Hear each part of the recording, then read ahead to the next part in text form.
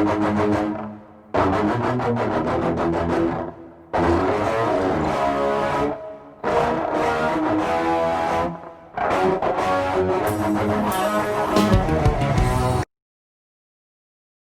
everybody, how y'all doing today? So, happy Friday, and it's raining here in Seattle.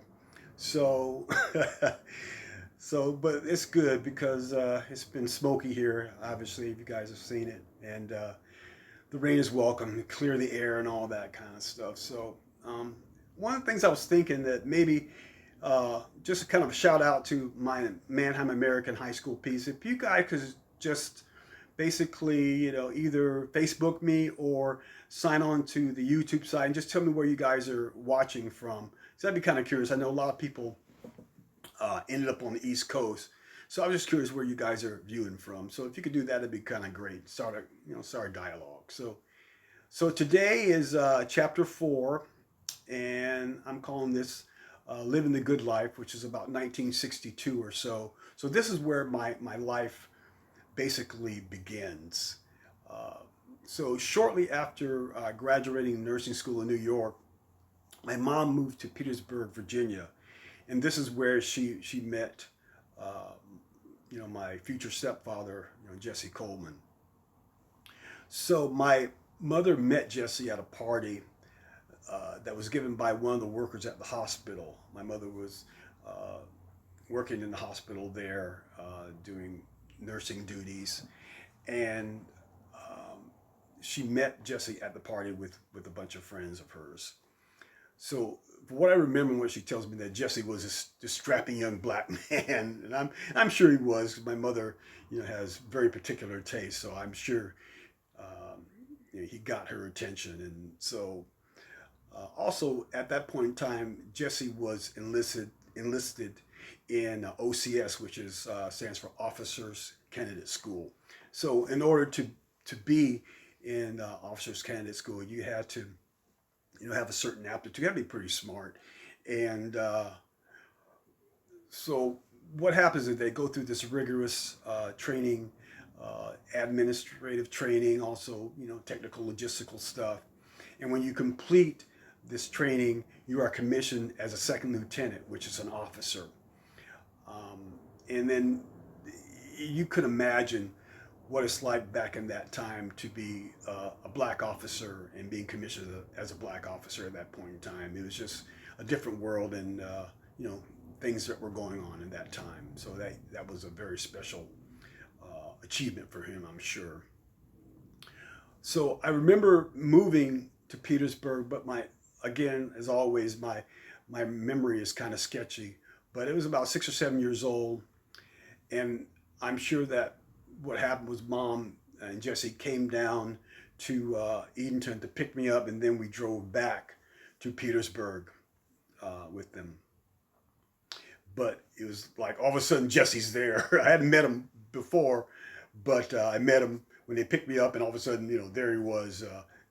Hey, welcome. Here's your new stepfather. So one of the other important events that happened during that time was when my mom told me that Jesse was going to adopt me. And I remember vaguely a woman coming over to the house and her asking me a bunch of questions, stuff like, "Are you happy with Jesse? Do you like him? Do you have a nice home? Are you eating?